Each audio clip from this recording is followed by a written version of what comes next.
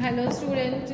Now today we are going to study the second practical of the redox, that is the redox titration of potassium permanganate against the standard solution of ferrous ammonium sulfate, or it is also known as Mohr salt.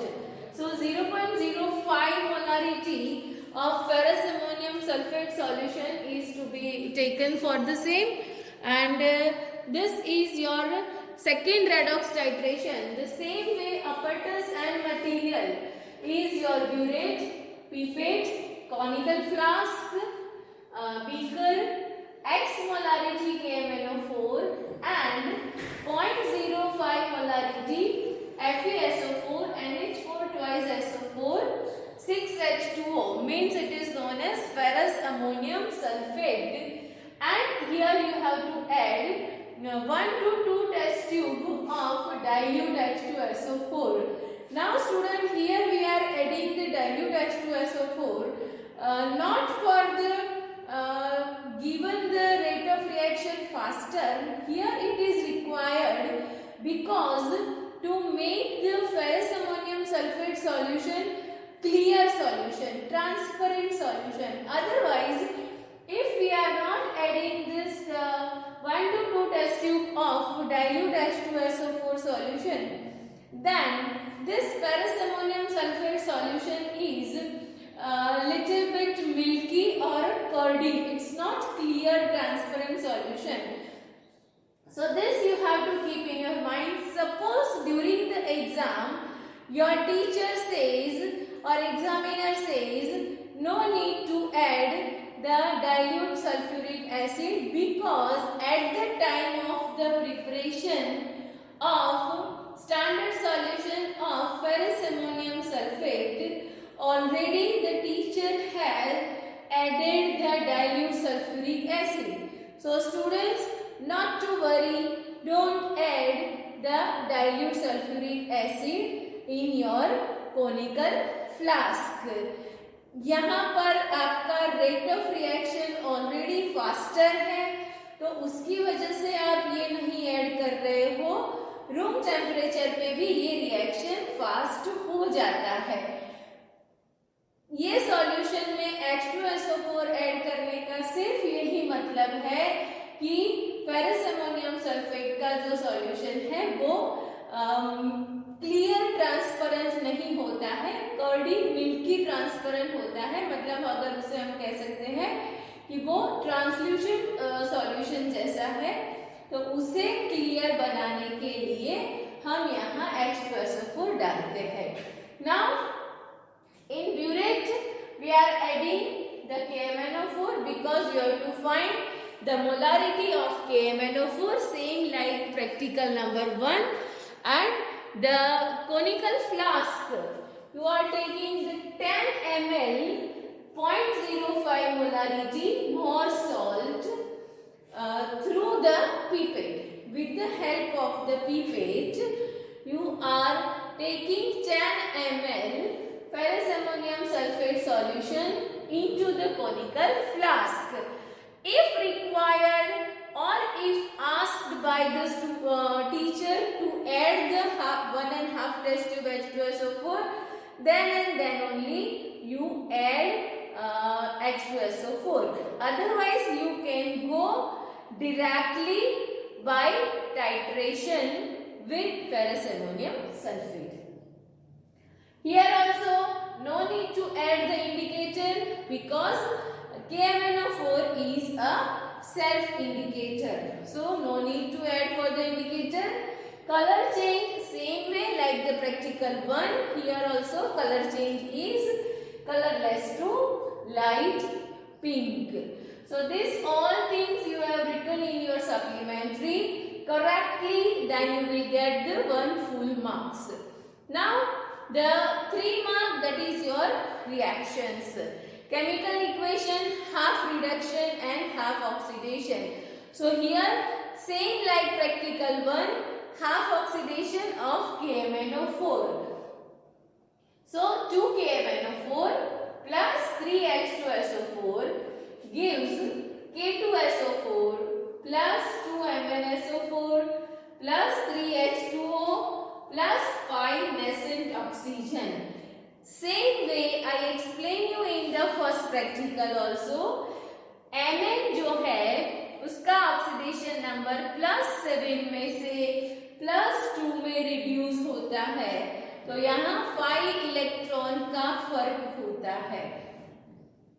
तो half reduction में आपका 5 electron का फर्क है, उसकी वजह से oxidation number में हम जब हाफ ऑक्सीडेशन का रिएक्शन लिखेंगे तो वो रिएक्शन को हमें 5 से मल्टीप्लाई करना जरूरी है। Now will go with the half oxidation reaction. Oxidation होता है FeSO4 का। So here you can see 2 FeSO4 NH4 twice SO4 6H2O means ferrous ammonium sulfate plus H2SO4 plus nascent oxygen gives Fe2SO4 thrice plus 2NH4 twice SO4 plus 3H2O, and this oxidation reaction will be multiplied by 5. Now here you can see student, ferrous ammonium sulfate में या तो मोर salt में यहाँ oxidation number जो है वो आप देख सकते हो कि फेरस का ऑक्सीडेशन नंबर आपको जो मिल रहा है और वहां पर वो कम ज्यादा होके नंबर बता रहा है FeSO4 के अंदर, Fe2SO4 थ्राइस के अंदर। तो यहाँ आपके पास में नंबर है यस यहाँ पर, यहाँ हमारे पास में नंबर जो है वो नंबर है यहाँ +2 है, जबकि वो यहाँ होता है +3। तो एक नंबर का इलेक्ट्रॉन का फर्क आपको वहां पर मिल रहा है, वो भी आपको क्लियर रिएक्शंस के ऊपर से पता चल जाता है। सो oxidation state of more salt in ferrous is +2 while oxidation state of Fe2SO4 thrice is +3.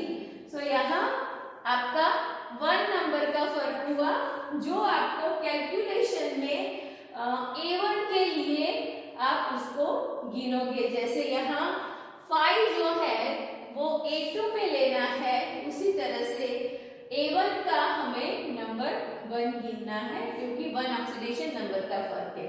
Now total redox reaction S2KMnO4 plus 3 और ये multiply by 5, तो 3 plus 5 8 H2SO4 plus 10 FeSO4 NH4 twice SO4 6 H2O gives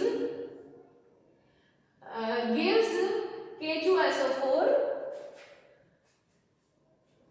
gives K2SO4 plus 2MnSO4 plus 5 Fe2SO4 thrice, 5 Fe2SO4 thrice plus here 5 2s are 10 NH4 twice SO4, 3 plus 3 6 H2O. So this is your total reactions of half oxidation and half reduction reaction. इसका आपको 3 marks है student। इसके बाद में as I showed you in the practical 1, you have to draw the table for the calculation, and in that calculation table you have to write your reading. So that reading you are taking by doing your thorough practical, and उसके बाद उसमें आप अपना reading जो है वो लिख सकते हो। Now here you can see as I said, calculation में हमने टेबल बना देने के बाद you have to go for the calculation. That table is of your 10 marks. So here the calculation A1 जो मैंने अभी आपको बताया कि A1 जो है वो आपके लिए अभी हमने देखा कि कितना ऑक्सीडेशन नंबर का फर्क हो रहा है, सिर्फ 1 ऑक्सीडेशन नंबर का फर्क हो रहा है। सो हम यहाँ पर A1 इज इक्वल टू 1 लेंगे। M1 फेरस अमोनियम सल्फेट की मोलारिटी हमें दी हुई है। So M1 is equal to 0.05 molarity. V1 जो है वो आपने कितना ml फेरस अमोनियम सल्फेट लिया था, तो हमने 10 ml ferrous ammonium sulphate conical flask में लिया हुआ है। सो हमारा V1 होगा 10 ml। अब अगर हम A2 की बात करते हैं KMnO4 के लिए, तो हमने यहाँ देखा कि Mn का ऑक्सीडेशन नंबर 5 नंबर में फर्क आ रहा है, 7 में से 2 हो रहा है। सो A2 हम 5 लेंगे। M2 मोलारिटी ऑफ KMnO4 हमें फाइंड करनी है, और जो हमारा ऑब्जर्वेशन टेबल में रीडिंग आएगा वो रीडिंग हमें V2 कंसीडर करेंगे। So V2 is equal to reading. इस तरह से आप कैलकुलेशन करके मोलारिटी फाइंड कर सकते हो। मोलारिटी फाइंड हो जाने के बाद आपको ग्राम प्रति लीटर में KMnO4 का वेट फाइंड करना होता है। तो उसके लिए स्टूडेंट्स मैं यहां से ये पार्ट रख करके आपको आगे का कैलकुलेशन बता रही हूं।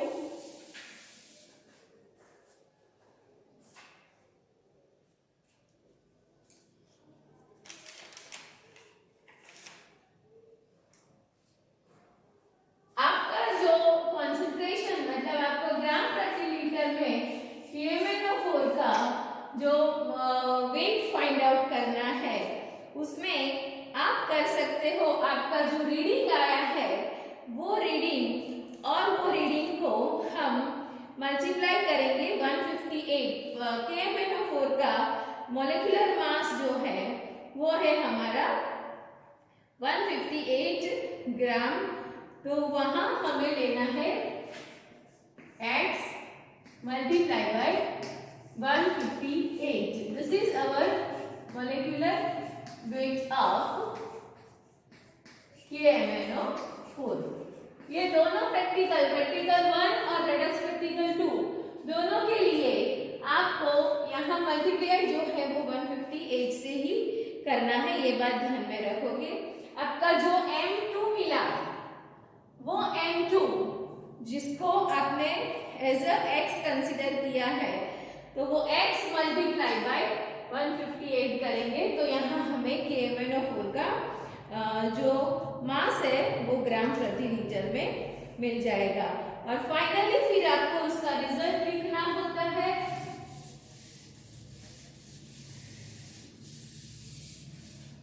तो वो रिजल्ट आप इस तरह से लिख सकते हो।